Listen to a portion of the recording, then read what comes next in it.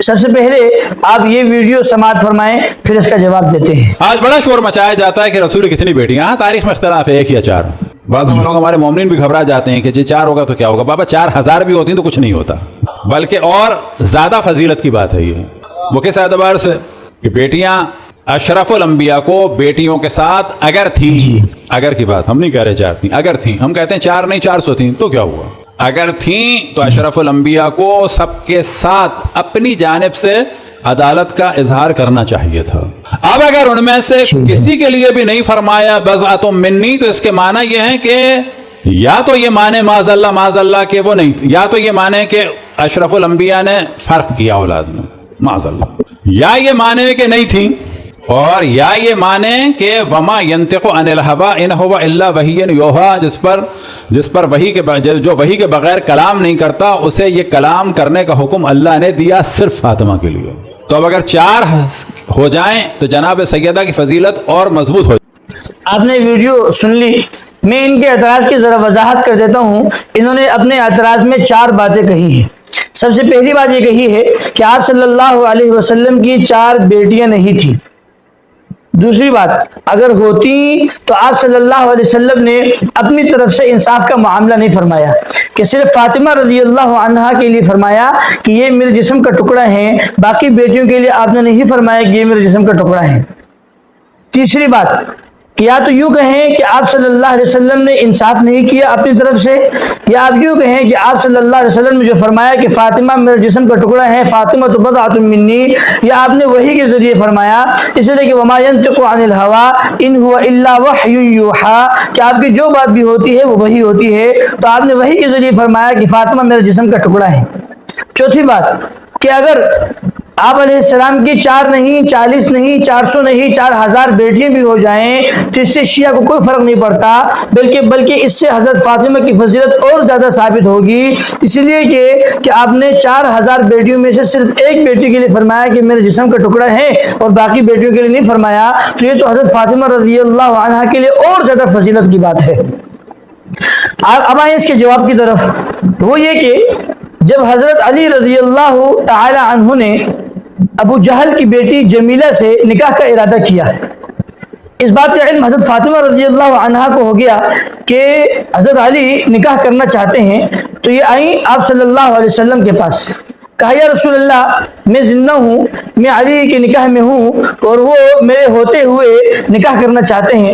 تو آپ صلی اللہ علیہ وسلم نے خطبہ دیا، ایک لمبی حدیث ہے، اس کو آگے چل کر ہم بیان کریں گے انشاءاللہ تعالی۔ آپ نے اس میں فرمایا کہ فاطمہ بضعۃ منی یؤذینی ما آذاہا، فاطمہ میرے جسم کا ٹکڑا ہے، جن باتوں سے فاطمہ کو تکلیف ہوتی ہے ان باتوں سے مجھے بھی تکلیف ہوتی ہے، یعنی دوسرے نکاح سے فاطمہ کو تکلیف ہو رہی ہے تو اس سے مجھے بھی تکلیف ہوتی ہے۔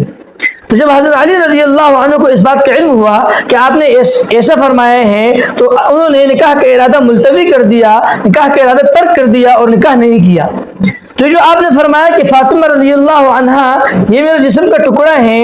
یہ آپ نے ایک خاص موقع پر فرمایا، ایک خاص واقعے کے بعد فرمایا، یہ نہیں کہ آپ علیہ السلام بیٹھے تھے اور آپ نے فرمایا فاطمہ میرے جسم کا ٹکڑا ہے، نہیں، ایک واقعہ ہوا، ایک پس منظر تھا، اس واقعے اور پس منظر کے بعد اس خاص موقع کے بعد آپ نے فرمایا کہ فاطمہ میرے جسم کا ٹکڑا ہے۔ باقی بیٹیوں سے مقابلہ کرتے ہوئے نہیں فرمایا کہ باقی بیٹی میرے جسم کا ٹکڑا نہیں ہے، فاطمہ میرے جسم کا ٹکڑا ہے، نہیں، بلکہ ایک خاص واقعہ ہوا جس واقعے کا تعلق صرف حضرت فاطمہ رضی اللہ عنہا سے تھا، تو آپ نے فرمایا فاطمہ میرے جسم کا ٹکڑا ہے۔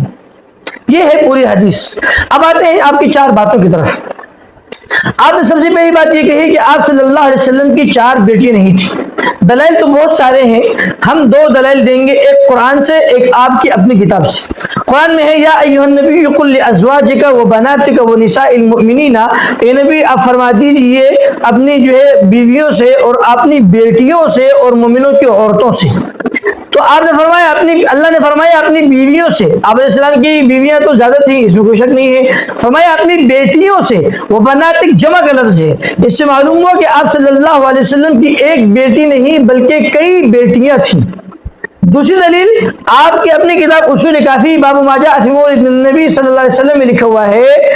کہ آپ صلی اللہ علیہ وسلم کی 4 بیٹیاں حضرت خدیجہ رضی اللہ عنہا کے بطن مبارک سے پیدا ہوئی۔ تو آپ یہ کہنا کہ آپ صلی اللہ علیہ وسلم کی 4 بیٹیاں نہیں تھیں، یہ بات غلط ہے۔ ایک دلیل ہم نے قرآن سے دی، ایک دلیل آپ کے اپنے کتاب سے دی۔ دوسری بات آپ نے یہ کہی کہ اگر ہوتی تو آپ صلی اللہ علیہ وسلم کو اپنی طرف سے انصاف کرنا چاہیے تھا۔ یہ بات اس لیے غلط ہے کہ آپ یہ سمجھتے ہیں کہ شاید انصاف اسے کہتے ہیں کہ سب کے ساتھ برابری والا معاملہ کیا جائے۔ التسویۃ بین الناس کا نام انصاف نہیں ہے۔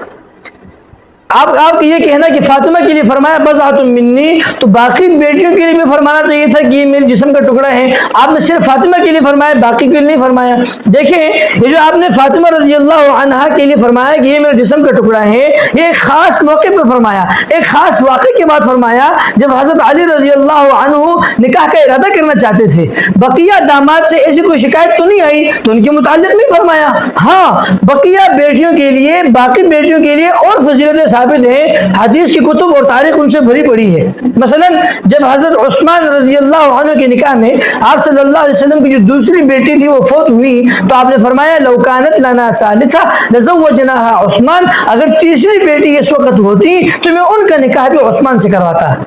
تو بقیہ داماد سے ایسی کوئی شکایت نہیں آئی، یہ شکایت صرف حضرت علی رضی اللہ عنہ کی طرف سے آئی، اور آپ نے فرمایا بھی کہ علی رضی اللہ عنہ کے لیے نکاح حلال ہے، میں اس کو حرام نہیں کر سکتا ہوں، حلال نکاح ہے میں حرام نہیں کر سکتا ہوں، لیکن فرمایا کہ اللہ کے دشمن ابو جہل کی بیٹی اور اللہ کے رسول محمد صلی اللہ علیہ وسلم کی بیٹی ایک شخص کے نکاح میں جمع نہیں ہو سکتی ہے۔ تو آپ نے یہ جملہ فاطمہ کے لیے اسی لیے فرمایا کہ شکایت اس طرف سے آئی تھی، بقیہ داماد سے کوئی شکایت آئی نہیں تھی، تو اس لیے آپ نے ان کے لیے فرمایا۔ ہاں ان کے لیے اور فضیلتیں جو ہیں وہ ثابت ہیں۔ آپ یہ کہنا